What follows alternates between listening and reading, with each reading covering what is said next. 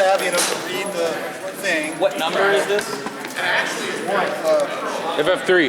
The one with Duke Dog in it. Yeah, the one Over with Duke here. Dog in it. Yeah, if they're coming for Duke Dog's class, tell them it's in here. Okay, someone else is recording it. I thought I was recording this. Oh, I'm sorry. Step in. No, you can record my list. I didn't know somebody was already going to have trainers and then recorded his other class. This is selling the Okay, you can go for somebody's schedule. talk about executing the feint. This is really about what makes the feint work, why it works, and how to develop it once you understand the principle. So, all right, I'm going. Oh, great. First of all, key selling feint is it has to be a genuinely recognizable threat. Okay, I mean that seems pretty simple, but you can't really execute a proper feint unless you know how to throw a proper bluff. Because the feint has to look like a bluff, or else it all seems pretty clear, but I'm surprised at how many people don't really understand it. So, if I'm going to fake a blow at somebody's head, it's got to look like I'm starting a shot. So how do I start a shot? Well, you don't start a shot by moving your hand. Like, fake it at your head now. Ready? Okay. No, you start with your hips. You start with your back foot. So the head fake looks like this. See, you can't hardly help it much. But notice that my hand never moves. It's all done with the body. Maybe a little bit of the shoulder, but I haven't committed. Now, another thing the principle, another thing that I teach, when your proper blow technique, when I push forward with that hip, right, my shoulders don't have to move. So I push forward with the hip, and what that does is coils the spring, right? Winds up the torsion of the spring you've got in your body. So you start with the hip and you follow with the shoulders. So you fake with the hip without committing the shoulder. Okay? Or you eventually, as you do it, you get better, just like in actual fighting. You start that shot and then delay the release of the tension. Okay? So you want to do that with your feints as well. The timing is important. You've got to wait. When you're faking, one of my ideas is to try to get him to move his shield down so I get him in the head, right? So I've got to kind of wait for the shield to move out of the way before I can do that, right? So what I want to do is get him lock low and go here. So my timing, if he's an experienced fighter, I got to do that. If he's an experienced fighter, I may only need to go there. Okay? So selling it is about making them believe that you're actually throwing a shot. Whatever shot that's going to be, whatever feint that's going to be, you've got to understand what the body mechanic is behind the shot you're faking. And then be able to anticipate the opening that's going to come immediately after.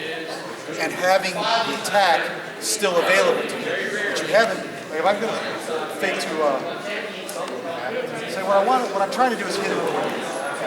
So I'm thinking to myself, what I want to do is get him to rotate that side out and rotate his shield out. So I'm going to use a wrap as my fake.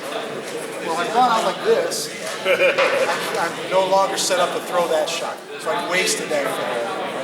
But if I do that, take that step to the side, I have gotten to rotate, I haven't committed my body, now I can throw the shot. Okay? So you've got to be able to anticipate which opening you're going for when you throw the fake. So, right, so, the next most important thing is when you fake, it's not just every blow doesn't look the same at the very beginning, right? And without moving my hands at all, you just react normally. Nope. See, I'm not doing anything with this button. Fake with your hip. You can aim your hip at the target you want him to go to, right? So if I'm throwing at something taller than me, particularly, I'm going to raise up like this to throw a head shot. So I want that head fake to look like that. And pop the hand up a little bit. It doesn't commit it, right? This angle here doesn't mean anything to me as far as throwing a shot, right? So, leg blow, offside, right?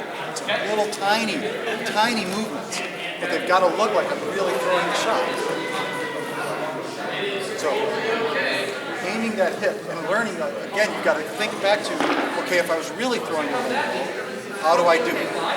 And then teach yourself how to start it without committing to it. Right? Try practicing it a couple times. It really does take some timing and some practice to learn how to start that shot without committing to it. So do you tend to reset your hips after, or is it more a... You don't need to. If I haven't continued. Yeah, talking to because the timing usually, I don't have time to reset. Yeah, that's what I find I do. So I do this, and by that time, I reset. Yeah. And in fact, the better my opponent is, the more I don't really have time to wait for him to move. I've got to launch the headshot as the shield starts moving down. And in fact, there's a big benefit to that, is that if your shield, especially if it's a leg feint to the head, you start moving your shield down, even if it's just starting to move, suddenly you realize, nope, that's not the shot, but your shield is already moving down. You've got to defeat that inertia. Stop it, and haul it back up, right? What I talked about in the earlier class is the race. We talk about this all the time. You and I, we're fighting a group, each of us running a race, right? My race, the race I've got to run, if I'm attacking, just cover my sword, go back behind me over here. It's got to go from there all the way to there. Right. The race he's running with his shield is it's got to go here, right? The only advantage I have is that I get to say go. We're starting a race, ready, whatever, go. It's still a long way for me to go to get there.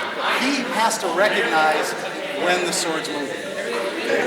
It's his only clue. He has to wait until I do something that I can react to. So that's the advantage of the attacking. Acting and reacting. So you got to reduce the tells on your attacks so that he has to take everything you do seriously. Right? If he has seen me, if I'm fighting out here, and he's seen me 4 times now do this to throw a leg shot, right? Well, that doesn't convince him anymore, right? But if I throw this straight in every single time, I can do that and now he'll buy it. Right? So it's really about what your attacks look like and convincing them what you want them to do. Okay? Now, when I talk about reducing tells and being as efficient as you can with your shots, that's just a general principle in my earlier class, the 5 ways of attacking. Your single direct attack is a straight shot, whether it's off hand, single hand. You are always trying to reduce wasted movement. Anytime your sword is moving away from your opponent, or really, anytime this part of your sword is moving away from your opponent, you are wasting time. You are giving them more time to beat you in the race. Right? So, 9 out of 10 guys who fight in this forward 8 style have to do this to start their shot. Right? Moving away from the opponent is giving him time to react. So, I start back here. This is where we all used to start with it like this. Old guys. There are some mechanical aspects of that people have lost sight of. You can do very quick rotation with the back here, but your arm is hanging out here for a little while before you actually start the shot. And it's a long process, okay? So I tend to start, instead of being here, sort of in front of me, the sword's next to me. So I'm giving up sort of this quadrant, but it's really just a little movement to block. And it's a trade-off. Everything's a trade-off. Everything's a trade-off. Offense or defense, speed versus power, precision versus timing. We're always making decisions and making trades when we're fighting. I've decided to trade a little bit of defense. This is very defensive. I can just pretty much stand here and let a guy throw a shot. I've got no openings until he trades me. So I'm giving up a certain amount of defense for my offense to be more efficient and quicker. Because my philosophy is I can defend myself all day. But if I can't kill the guy, I'm eventually going to die. I'll just be a lot more tired by the time he gets around to killing him. Okay, so I'm consciously making that decision to trade off. But now what this gives me is no tell. The sword goes directly to its target. Okay? And my style of teaching, this shot, they're all the same shot. Well, the body mechanic is always the same. The only difference is which way I turn my hand. And that's the thing you can practice on a pelt. Once you learn this body mechanic is getting your hand to guide the sword to the right spot, you gain precision, right? Because your body's generating the force correctly. You don't have to force that last bit with your hand. You can just float the sword at your opponent and guide it with these fingers. I can change this shot into this shot at the last second. Okay? So, fakes are all based on it. The shot, notice that my shoulder comes forward, but I haven't committed. There's a timing thing. I'm storing up the momentum of the body in the sword. And I'm holding it back until it goes out. So it's kind of esoteric, but and you probably don't need to do it. So you two pair off, and you two pair off. So I want you to practice. One of you throws the fake. And I want honest feedback whether or not you felt that shot coming. Okay? So you want to use your hip, right? You want to aim at the legs, aim at the head, try and go outside. Think about what your blow would look like, how you would start it. And use that movement. You make it hard and quick, like you were actually throwing a blow at your opponent. Give them honest feedback. Tell them where did you think he was going to hit, and see if that matches up to what your intent was. Okay?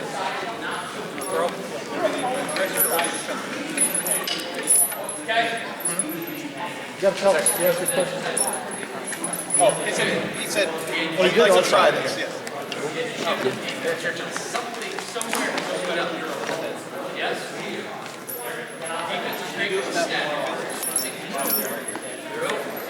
A little big shoulder. A little big, and you don't move your hand full. Oh, in fact, you don't want to move your hand. You want to keep your hands. You can do this with your hands like this. Do this exercise. Right? Now just use your hip to fake because aim at a target. Okay. Well, you know what? That's weird. That is actually so throw. You drive it up with it. Is today comes first. Okay. So just personally, I wouldn't react to it until it was here, and you decided which direction. Right, and this was one of the things that we learned. I don't know who taught you to fight. Right. Okay. We all learned from that one was coming all. See, now there it is, right? And you realize even as you did it, I don't feel a shot. Oh my God. Take your sword, you get to here. At which point you decide if you're going to heal. So I would ask him, but I would guess then that your fake doesn't start here. Because if this is all the same movement, I'm not giving you the information about your here. Right. I would bet he would say that your fake starts here. You know, it doesn't have to be perfect with the shoulder drop. But the object is to learn to use that, use the body to do the fake, so that your hand is free to react. Because that's I've always, whenever I try to throw it, That'll bring us. You half wasted the shot. Yeah. Now you don't have any power left even if you do throw. so What trophy? Well, heck, the only feint I ever really did, stand like this, and then just shake my hand like that. And I don't think I would even respond to that. Like, I think it might be just adjusting your grip. Until your body starts coming. I move my hand. That's another thing. Yeah. We are out here. You know I can't reach it, but if I do, you can feel that coming. I felt that one. I was like, ow. Right? So that's another thing. Range, it's all part of it. It's starting the blow, starting whatever blow, however you need to start it to get the shot that you want them to believe. If it's out of range, you need to take that step into range to make it convincing. I have a question for him. Because what I tend to do is, And there's, Other fakes, if we're in here, well, you might not even be able to see my hand. So we're both up here, fighting up here. You know, you got your. Sorry, I got my shield up in here. You're sort of down here. Right. So I want to get his defense down so that I can hit him. And then the shoulder comes out. How should I go about it? The only Now, difference if I do this, if I bring my shoulder to here, what's he gonna it do? is much more difficult for me. Is he going to buy it, or is he just going to kind of? Actually, yeah, he's just gonna put it into the hand. Yeah, he's going to keep on my arm here. Now, if I do this, Fakes at that point. Oh yeah. Because then he's gonna be like, oh crap. right? Or you're going to just that shield's going to come like this. See where my hand is? Yeah, it's right here. So you just come right It is completely cocked. That's what I right usually do. apart. Because I usually I'll make a big like that. Step out, gives him room to move the shield. Shots right there. Yeah, because now he can put it right where, right in that opening, which is where you want it. Yeah. I like that. Nice. Your eyes are pretty. Nasty, isn't it? Yeah, which is actually Same here too. Now, when I'm teaching basic fighting, starting from nothing, There you go. some guys teach you in the eye because then you can tell what they're doing. Ever Guys look lie. at someone's legs. I don't look at anything. I feel like in a Rest fight you my should not. eyes. Yeah. But if you Right want to think about about, But I've got Right on the shoulder. I've got no problem with taking. That gives me their hips, it gives me their hands, I got a good idea where their feet are. but if you want them to pay attention, And if I'm in here, I can go, what the? Oh yeah, because now like when you did that, I just went. yep, what's he doing now? Right? If you're here, now neither of us have this. Even if you're good at keeping your I'm here. Oh, yeah. I can arrest you. That's like you throw a toy shot. Do with them whatever. Yeah, because once that guy, there it is. So, I mean, that's a real esoteric stuff. I wanted to get the basic idea. I'm trying to convince them to do something. There you go. Have to be convinced. Little fakes because you don't want to commit. Okay, that's fine, but that fake, even if it's just little, has to be hard, has to be fast, has to be sharp, has to just be convincing, just like you're trying to convince. You can't go. And then he does. And you're. I'm going to play, aren't I? Come on, fight it. You go. Wait for it. Okay. Continue practicing. So, two things. We both ran into different problems. I ran into my fake ended up being halfway, and I felt like I was following through the final shot. So if I'm thinking like, I found the action doing this, that, and then when I went for the head, I felt like I had to bring my hips more forward to do the headshot. It didn't look like you were doing that. Well, no, because that hip fake is small. It doesn't have to be the full twist of it.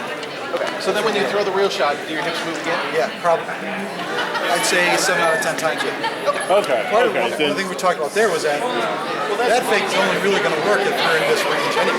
Right. Half the time I'm fighting here. Right? So I've actually got to move. Part of that fake is getting in the range. So it's like this one is pointing here, right? So no, I haven't pushed the hip forward because Right. right now as I go down, I can push the hip into this shot. So you stumbled on the truth. That's coming out. Mine completely dealt with mechanics the way I was learning to do it. The way I was taught to do it for a flat tap, at least the basic shot, which is lead and hilt. At which point you can go that way or that way. So my fake doesn't stop until I get to here. So he was providing the information that I wasn't reacting to, because I'm not going to react to this shot until I know where it's going. Yeah, I mean, if I'm doing this, trying to fake, there's no reaction there until I get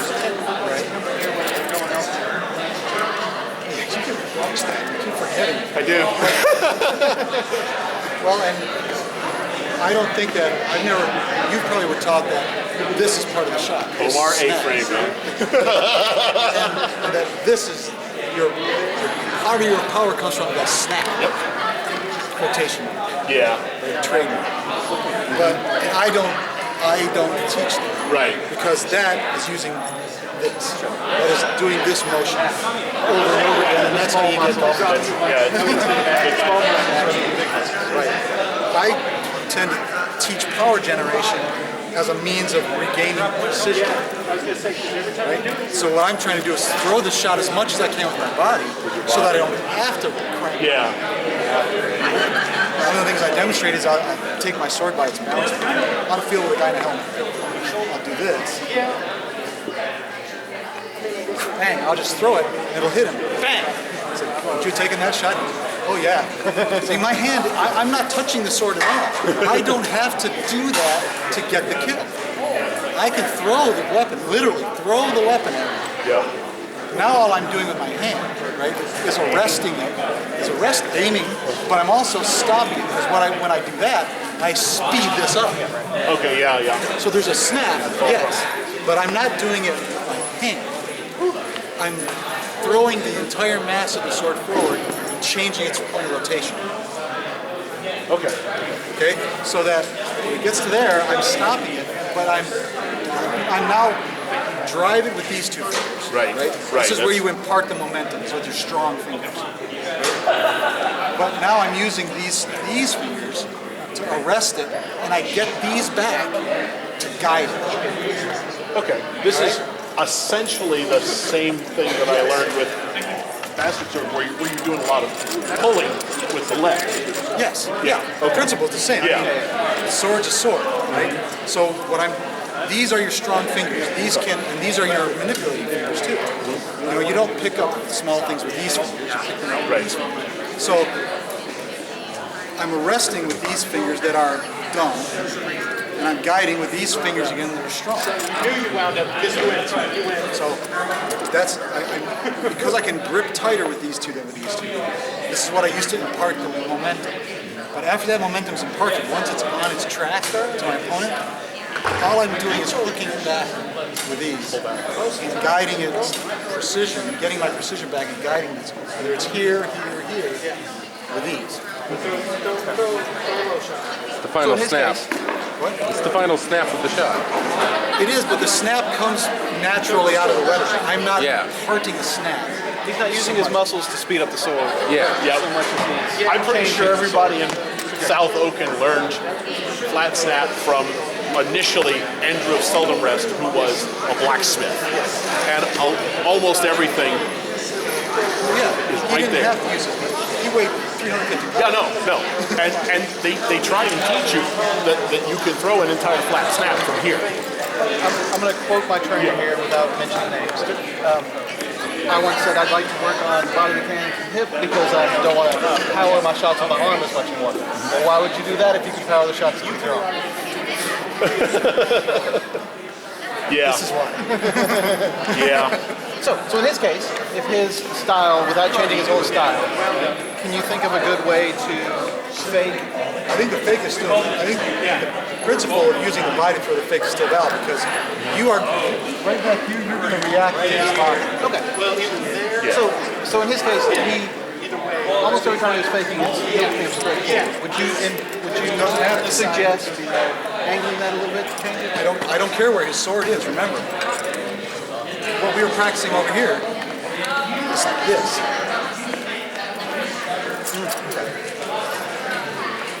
You know, my sword has nothing to do with the fake. I can put that pressure on your leg without a sword at all. Okay, so I don't care where his sword is or how he holds it or where he turns it over. The fake has to start before that. So I can. yep. Now that's kind of generic. Yeah. If you're trying to take my leg, where are you going to go? Yeah, there. See, that brings that guard. Right? So what you did for the leg shot that you didn't do for me was you dropped your body weight. Yep. Yeah. Which is a little bit. You know what? I know to do that, but it's hard to do with nothing in your holster. At least with the wooden sword, at least there's something there. Suddenly the memory comes back. Yeah. Well, that's why I bring it, because people can see it easier. Yeah. But I've got them to practice, because they kept doing this. So, no, put your hands here, hold them here, use your body, do that. You know, you can feel that offside, you feel it. Now, do you find that when you fight someone for the first time that you have to do those just to see what their reaction is going to be? If I'm fighting for the very first time, I've been doing this long enough now that I'm not going to spend too much time feeling out my opponent. Right? I will go through a half a dozen good high percentage gambits. After that, I have learned enough. Okay, now we're going to fight. Now I've got to take a little time to set this up. But by that time, I've got it.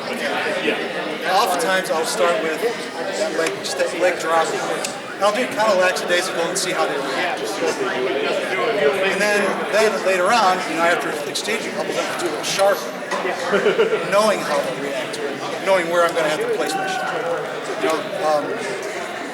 Sometimes if I know the guy hasn't fought me very much, but I know he's experienced, I'll use the double feint. And that is there, and I will really my best weapon style is sword and repetition. I mean, I can say without any real conceit that you have to take me seriously. Okay, so I can go out there and I can throw some weird little thing and people are going to, I don't know what that was, but it had to be dangerous, so I wouldn't have done it. So I can get away with a lot. People are going to start on the defensive.